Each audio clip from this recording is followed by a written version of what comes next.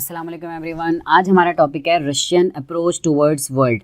ये बहुत important topic है ऐसे क्योंकि रशिया ने सितंबर 2022 के अंदर एक रिपोर्ट लॉन्च किया है। 35 पेजेस रिपोर्ट है। पुतिन ने अनाउंस किया है कि ओवरऑल इनकी पॉलिसी वर्ल्ड की तरफ क्या है, मतलब रशिया यूक्रेन वॉर के कॉन्टेक्स्ट में ओवरऑल वर्ल्ड के मल्टीपोलर ऑर्डर और ये सारी चीज़ों को देखने के बावजूद कि आपकी रशिया की पॉलिसी हमने क्या रखी है, Russian federation policy in abroad related to humanitarianism, ये इनकी पॉलिसी का टाइटल है, जो कि बहुत इंपॉर्टेंट है कि रशिया की अप्रोच टुवर्ड्स वर्ल्ड क्या है, रशिया का कॉन्टेक्स्ट, रशिया का लेंस हमें पता होना चाहिए ताकि हम रशिया यूक्रेन वॉर को भी एनालाइज कर सकें, रशिया के साथ रिलेशंस भी पाकिस्तान के देख सकें। और सारी चीज़ों के लिए हमें इंपॉर्टेंट उसका लेंस पता होना चाहिए। जैसे कि मैंने वेस्ट की यूएस की नेशनल सिक्योरिटी स्ट्रेटजी डिस्कस की, जापान की मैंने बताई, रशिया मतलब इस पर सेपरेट वीडियो नहीं है, जापान वाली पे, जर्मनी वाली पे भी नहीं है। तो ओवरऑल आपको मेन कंट्रीज़ का पता होना चाहिए, स्पेशली यूनाइटेड स्टेट्स, चाइना और रशिया का तो पता होना चाहिए। ठीक है, अब इस पूरी डिबेट या इस पूरी रिपोर्ट का एसेंस जो है ना, वो सिंपल ये सिविलाइजेशनल कॉन्टेक्स्ट है, जो कि सैमुअल पी हंटिंगटन का कॉन्सेप्ट है कि भाई अब रशिया ये कह रहा है कि we are going to promote और रशियन कल्चर, हम कल्चर की बिहाफ पे रशिया को प्रमोट करेंगे हमारी। ओवरऑल इसका मतलब ये है कि ये जो रशिया यूक्रेन वॉर का डायनामिक्स है ना, ये भी रीशेप हो रहा है कि रशिया कल्चरल वॉर की तरफ, ठीक है, कल्चरल डायनामिक्स, सिविलाइजेशनल डायनामिक्स की तरफ लेके जा रहा है। एसेंस इसका ये है कि रशिया जो स्टेट, रशिया जो कल्चर है ना रशियन, वो एक सेपरेट सिविलाइजेशन है। इसके ऊपर इन्होंने फोकस किया। ये पूरी बहुत मतलब इससे आपको एक ओवरऑल डायमेंशन एक तो मेंशन कर सकते हैं, ओवरऑल अप्रोच समझा सकते हैं किसी भी क्वेश्चन में कि रशिया किस तरीके से वर्ल्ड को देख रहा है और किस तरीके से अपनी रिपोर्ट में उसने अपनी पॉलिसी को बताया कि आगे वो किस तरीके से अपनी पॉलिसी को परस्यू करेगा।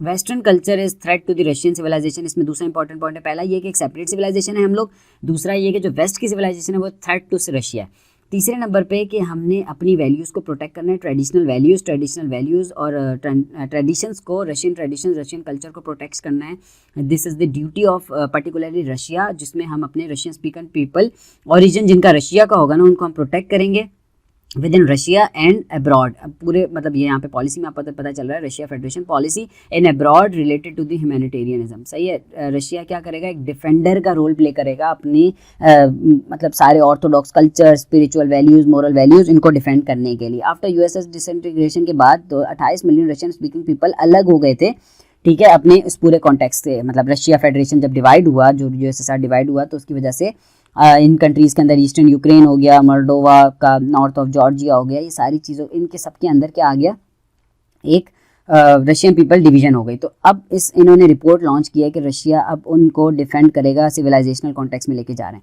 अच्छा, अब हम इस रिपोर्ट की एक एक्सप्लेनेशन देखेंगे। एक्सप्लेनेशन के अंदर हम एक कॉन्टेक्स्ट डेवलप करेंगे कि रशिया का जो बिहेवियर है ना, पोस्ट वॉर के बाद, जो डिसइंटीग्रेशन के बाद उसका बिहेवियर है, वो बिल्कुल चेंज है बाकी सारी एम्पायर से। जो यूएसएसआर, जो भी जितनी ब्रिटिश एम्पायर गुजरी, ऑस्ट्रो हंगेरियन एम्पायर गुजरी, उन सबसे बिहेवियर इसका डिफरेंट है। और वो कैसे हम देखेंगे, एक आर्टिकल के अंदर ये वाला पूरा स्टांस बिल्ड किया गया था, एम्पायर डिसइंटीग्रेट। इसमें ये बिहेवियर डिस्कस किया था कि post integration behaviour of that state जो है ना, रशिया का उन सारी स्टेट से डिफरेंट बिहेवियर चल रहा है। अच्छा, इसका कॉन्टेक्स्ट क्या बताना चाह रहा हूँ मैं, एक्सप्लेनेशन ये दे रहा हूँ कि जो बाकी बड़ी बड़ी एम्पायर्स हमें जब डिसइंटीग्रेट होती थी ना, तो उनका बिहेवियर अलग है, रशिया उससे बिल्कुल ऑपोजिट मैनर में बिहेव कर रहा है। अब कैसे कर रहा है ये हम आगे जाके हम देखते हैं।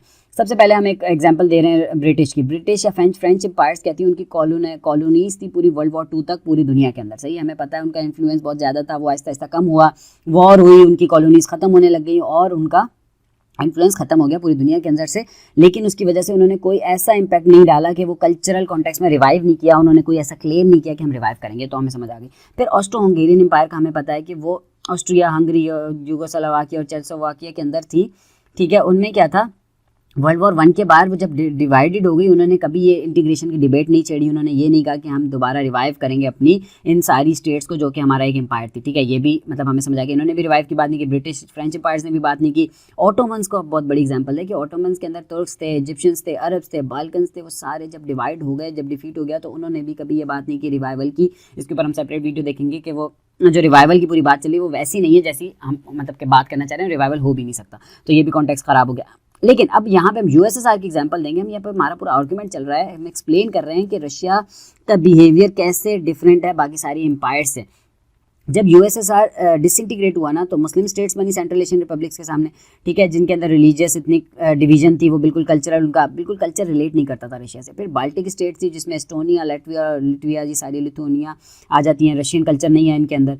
फिर क्रोएशिया जो था, आपका आर्मीनिया, जॉर्जिया जिनके अंदर आते थे वो अलग हो गया, फिर यूक्रेन के अंदर, अब ये भी डिफरेंट रेस थी। लेकिन यूक्रेन का कॉन्सेप्ट ये है जो कि इस पूरी रिपोर्ट के अंदर एक्सप्लेन किया है, रशिया के अंदर रशिया पॉपुलेशन है ईस्टर्न यूक्रेन के अंदर, जो कि 1990s के अंदर एक यूनिटी थी रशिया पीपल के अंदर, और वो डिवाइड की गई बाय ड्राइंग अ लाइन, जो कि हमने लाइन ड्रॉ कर दी थी आफ्टर कोल्ड वॉर। तो यहाँ तक तो हमें समझ आ गया कि रशिया अब उस कॉन्टेक्स्ट को रिवाइव करने की कोशिश कर रहा है, जो कि एम्पायर्स डिसइंटीग्रेट होती हैं, लेकिन एम्पायर्स कभी भी रिवाइव होने की बात नहीं करती, रशिया रिवाइव होने की बात कर रहा है। तो ये तो एक्सप्लेन हो गया इस पूरे आर्टिकल और इस पूरी रिपोर्ट से हमने ये कंक्लूजन निकाला। अच्छा, अब हम क्या करने लगे हैं, कुछ इस पॉइंट्स देखने लगे हैं इस पूरी रिपोर्ट का, कि इस पूरी रिपोर्ट के अंदर ओवरऑल रशिया ने क्या एक्सप्लेन किया। बहुत सिंपल है, रशिया ने अप्रोच एक्सप्लेन किया है टुवर्ड्स द फ्यूचर वर्ल्ड के 4 एरियाज, 4 रिलेशंस उसने डिफाइन किए हैं फ्यूचर वर्ल्ड के साथ, जो कि वो लेके चलेगा। मतलब अगर हमें इस रिपोर्ट का समझ आ गया तो हमें पता चल जाएगा रशिया फ्यूचर में क्या डिसीजंस ले रहा है और एनालाइज कैसे करेंगे हम, इससे हमें फ़ायदा होगा। सबसे पहले तो उसने चाइना की बात की है, उसने चाइना की बात की है रशिया ने, कि रशिया कह रहा है कि Chinese are the great civilisation. सही है, चाइनीज़ एक ज़बरदस्त सिविलाइजेशन है। वो क्या करती है, मतलब हमें उनके साथ एक ऐसा रिलेशन बिल्ड कर रहा है जिससे फ्री मूवमेंट ऑफ पीपल हो, इमिग्रेशन की पॉलिसी को हमें रिलैक्स करना है। रशिया पीपल जो चाइनीज़ के अंदर रह रहे हैं वो चाइनीज़ साइड पे रहें, ठीक है, कोई इशू नहीं है उनके लिए, हम बॉर्डर्स ओपन रखेंगे रशिया के, ठीक है, एंटी चाइना पॉलिसी नहीं होगी, और चाइनीज़ के साथ हम कोलैबोरेशन करेंगे, कन्फ्रंटेशन नहीं करेंगे। ये बात तो हमें समझ आ गई चाइना को लेकर, चाइना के ऊपर क्या पॉलिसी है रशिया की। सही है, इस एथिकल इस सिविलाइजेशनल कॉन्टेक्स्ट के अंदर, जो कि उसने एक अप्रोच लॉन्च किया है पिछले 2022 के अंदर एक रिपोर्ट। फिर आ जाता है सेंट्रल एशिया और साउथ एशिया की तरफ उनकी क्या अप्रोच है। सेंट्रल एशिया के अंदर उन्होंने कहा है कि स्ट्रेटेजिक डेप्थ है रशिया के लिए, peaceful US central Asian republics होने चाहिए, और इसकी हम मैनिफेस्टेशन देखते हैं जो कजाकिस्तान के अंदर उसने इंक्लूजन की थी, रशिया ने अपनी फोर्सेस भेजी थी और वो रिबेलियन को क्रश किया था। फिर एथनिक माइनॉरिटीज़ रहती हैं रिलीजन के अंदर, उन सारों को हम क्या करेंगे, डिफेंड करेंगे, ये सारी चीज़ें इसके अंदर आ जाती हैं। सेंट्रल एशियन रिपब्लिक्स के अंदर स्ट्रेटेजिक डेप्थ की बात की है। फिर इन्होंने इंडिया की बात की है, जो कि साउथ एशिया का रीजन है, कि वो भी एक ग्रेट सिविलाइजेशन है, हमें उसके साथ भी अच्छे रिलेशन रखते हैं। ये भी बहुत इंपॉर्टेंट पॉइंट है कि रशिया ने इंडिया को भी हाईलाइट किया, इंडिया के साथ रिलेशंस को भी हाईलाइट किया, चाइना को अलग से हाईलाइट किया, और इस तरह सेंट्रल एशियन रिपब्लिक्स को किया। अब मिडिल ईस्ट का भी उसने जिक्र किया, रशिया ने मिडिल ईस्ट के अंदर सिविलाइजेशन को किया कि इनके साथ कोई हमारी पॉलिटिकल स्ट्रगल नहीं है, ठीक है, टेररिज्म का इशू है, उसके अंदर हम उसको काउंटर टेररिज्म और वो सारा जो प्लेटफॉर्म इन्होंने बनाए हुए उससे हम काउंटर करेंगे। फिर इसके अंदर इन्होंने लास्ट पॉइंट वेस्ट को हाईलाइट किया। ऑब्वियसली आप मैंने पहले शुरू में बता दिया कि उन्होंने बोला वेस्ट एक आर्टिफिशियल सिविलाइजेशन है, वेस्ट की सिविलाइजेशन हमारे लिए थ्रेट है, रशियन सिविलाइजेशन के लिए थ्रेट है, और ये अपनी कोई इनकी मोरालिटी नहीं है, कोई वैल्यूज़ नहीं है, ये क्या करते हैं, कमिटमेंट्स को भी ब्रेक करते हैं, जो कि इन्होंने एक्सपेंशन जो कि 2+4 ट्रीटी जो मैंने आपको बताया उसको ब्रेक किया। फिर इन्होंने सपोर्ट किया ईस्टर्न यूक्रेन के अंदर न्यू लिबरल अप्रोच को इम्पोज किया। तो ओवरऑल उन्होंने 4 सिविलाइजेशन का 4 रिलेशंस को एक्सप्लेन किया इस रिपोर्ट के अंदर, जिसमें चाइना की बात बताई है, central Asia, south Asia, middle east और ईस्ट वेस्ट यूरोप, वेस्टर्न की बात की, यूरोप और वेस्ट की बात की, यूएस की स्पेशली। अब हम इसके अंदर कुछ ओवरव्यू करेंगे जिसके अंदर हमें समझ आएगा कि इस ओवरऑल रिपोर्ट का एनालिसिस क्या है।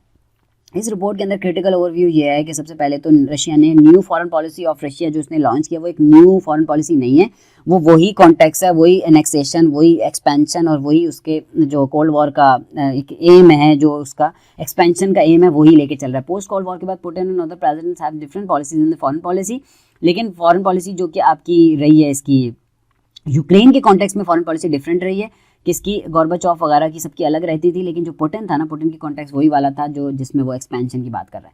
फिर आ जाता है जस्टिफिकेशन फॉर द इंटरवेंशन। हमने यहाँ पे एनालाइज किया है कि पुतिन ने जो ये कॉन्टेक्स्ट जो ये रिपोर्ट लॉन्च किया है, जिसमें हमने ये सारा अप्रोच पढ़ा ह्यूमैनिटेरियन कॉन्टेक्स्ट के अंदर, ये बेसिकली ह्यूमैनिटेरियन कॉन्टेक्स्ट एक जस्टिफिकेशन दिया है उसने इंटरवेंशन की, जो कि उसने यूक्रेन में की। अब बात समझ आ रही है। यहाँ पे बहुत इंपॉर्टेंट पॉइंट है कि कल्चरल कार्ड को प्ले किया गया है, कल्चरल कार्ड पुतिन ने प्ले किया है, एक प्रीटेक्स्ट देखा है कल्चर और सिविलाइजेशन का प्रीटेक्स्ट के अंदर इसने इन्वेजन का मतलब इन्वेजन की गई है, ठीक है। अब यहाँ पे इनकी एक पॉलिसी है living space for the German people. Hitler ने भी ये वाली पॉलिसी अडॉप्ट की थी, लिबरेंसॉ के इसका नाम से, रिपब्लिक ऑफ जर्मन हिटलर, वही जो सारा उसने पूरा उसको कहते हैं फिच वाला जो पूरा कॉन्सेप्ट है वो आप देखेंगे। अब तीसरा हमने एनालिसिस यहाँ पे ये किया है कि कॉन्टेक्चुअलाइजिंग एंड्रियो ग्रेमको लॉन्गेस्ट सर्विंग फॉरेन मिनिस्टर रहा है इनका रशिया का, ठीक है। उसने उसका एक पूरा ना उसका विजन था, उसका विजन ये था कि वो पैदा हुआ था बेलारूस और यूक्रेन के रीजन्स में। उसने ये एनालाइज किया था कि हम मतलब जब वो पैदा हुआ था तो वही वाला कॉन्टेक्स्ट था वो जो 90s से पहले का।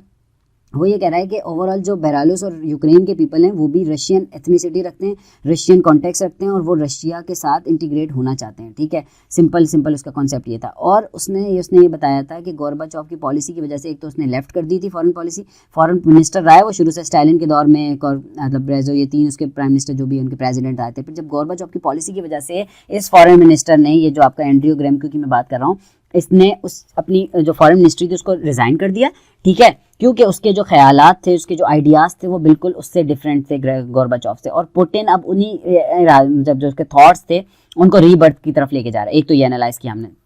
सबसे पहले हमने देखा कि जो foreign policy, new foreign policy का कॉन्टेक्स्ट बना रहे हैं, ह्यूमैनिटेरियन, कल्चरल, सिविलाइजेशन, वो न्यू नहीं है, वही एनेक्सेशन का उसके ऊपर वो मतलब ओवरव्यू किया हुआ है। फिर आपका जस्टिफिकेशन है इंटरवेंशन के लिए, फिर वो जो एंड्रियो ग्राम्को की लॉन्गेस्ट सर्विंग उसके जो थॉट्स, उसके जो एम्स हैं उनको रिवाइव किया जा रहा है। और लास्ट में Russian bid to recognise itself as a major power. ये बहुत इंपॉर्टेंट एनालिसिस है कि रशिया अपने आप को दोबारा रिवाइव करने की कोशिश कर रहा है, जिस तरीके से वो ग्लोबल प्लेयर एक मतलब की प्लेयर एज अ रिवाइव करने की कोशिश कर रहा है, क्योंकि 300 साल तक उसकी जो हिस्ट्री रही है ना, वो एक इन्फ्लुएंशियल स्टेक होल्डर रहा है वर्ल्ड के अंदर, जिसमें जार का जो पूरा यूरोप के अंदर रोल रहा है, फिर यूएसएसआर का इन्फ्लुएंस रहा है यूरोप के अंदर। तो ओवरऑल हिस्ट्री के अंदर, दुनिया के अंदर यूएसएसआर रशिया का इन्फ्लुएंस रहा है। अभी भी रिसेंटली ये चाह रहे हैं, ट्राइपोलर ऑर्डर को मेंटेन करने चाह रहे हैं कि एक तरफ तो यूएस और रशिया वाला हो गया, एक तरफ यूएस हो गया, एक तरफ चाइना हो गया, जो कि एक बड़ी पावर बन रहा है। तो रशिया अपने आप को रेलेवेंट कंसीडर करने के लिए ये वाले इस तरीके से एक उसने रिपोर्ट भी लॉन्च किया और उसने एनेक्सेशन किया, ठीक है। तो दीज आर मतलब 4 पॉइंट्स जिसमें हमने क्रिटिकल ओवरव्यू किया, और हमने कुछ 4 पॉइंट्स देखे जो कि उसने रिपोर्ट्स के अंदर हाईलाइट किए थे, नेबरहुड और इन सारी चीज़ों के अंदर। और हमने कुछ एक आर्गूमेंट डिस्कस किया था कि जो कि पिछली जो उससे एम्पायर से डिफरेंट कॉन्टेक्स्ट में लेके चल रहा है रशिया। और हमने देखा था रिपोर्ट का ओवरव्यू जो कि उसका मेन एसेंस था। तो this is a unique topic जिसमें आपको फ़ायदा हो सकता है, आप इसको कॉन्टेक्स्ट में रिलेट कर सकते हैं, आप इसको जिक्र कर सकते हैं बहुत सारी चीज़ों में, जैसे यूएस की नेशनल सिक्योरिटी स्ट्रेटजी वगैरह है। तो that's all for today, thank you so much for listening, keep watching my videos. Allah.